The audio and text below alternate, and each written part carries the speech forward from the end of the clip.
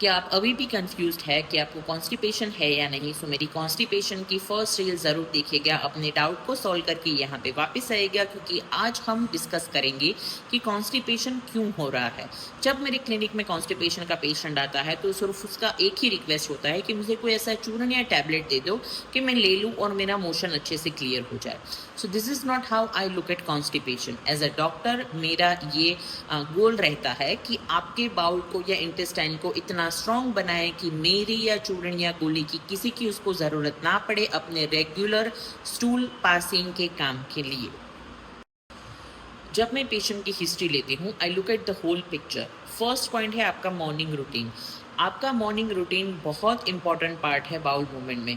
सुबह उठने के बाद ही आप अपने बॉडी को इनफ टाइम नहीं देते हो और सीधे you rush to your work, tiffin ready होना है, बच्चों को स्कूल भेजना है। क्या आप अपने बॉडी को इनफ टाइम देते हो बाउल मूवमेंट पास करने के लिए या नहीं? Second point, food. फूड में फाइबर का पोर्शन कितना है, फ्रेशली कुक्ड है या नहीं, स्पाइसेस कितने हैं, this also matters. Second thing, third thing, adequate fluid intake.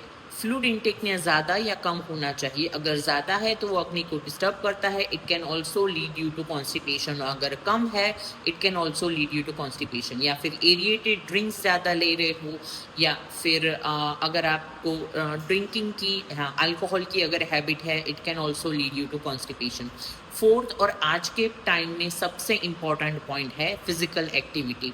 जो वर्किंग कपल है उनको ज़्यादातर बैठ के काम करना पड़ता है, और जो बूढ़े हैं और बच्चे हैं उनको स्टडी के लिए या फिर लंबे समय तक वो मोबाइल देखते रहते हैं, it can also lead you to constipation. This is the one of the most important point when it comes to constipation.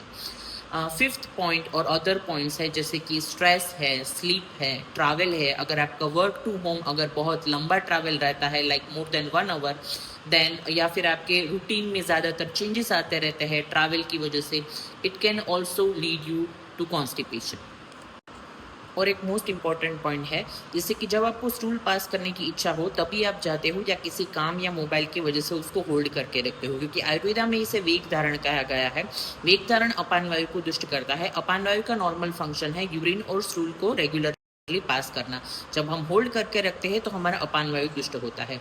और एक लास्ट इंपॉर्टेंट पॉइंट है, कुछ ऐसे मेडिकेशंस है जैसे कि थायराइड है, इरिटेबल बाउल सिंड्रोम है, न्यूरोलॉजिकल प्रॉब्लम है, पेल्विक फ्लोर डिसफंक्शन है, या कोमा वाले या फ्रैक्चर वाले जो बेड रिडन पेशेंट है उनको भी कॉन्स्टिपेशन हो सकता है।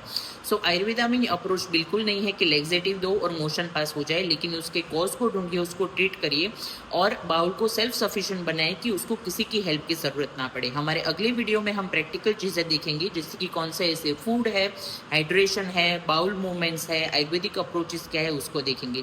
सो अगले वीडियो में मिलते हैं। और कोई क्वेश्चन है तो कमेंट बॉक्स में जरूर लिखिएगा, और अगले वीडियो में मिलते हैं। टिल देन जय धन्वंतरी।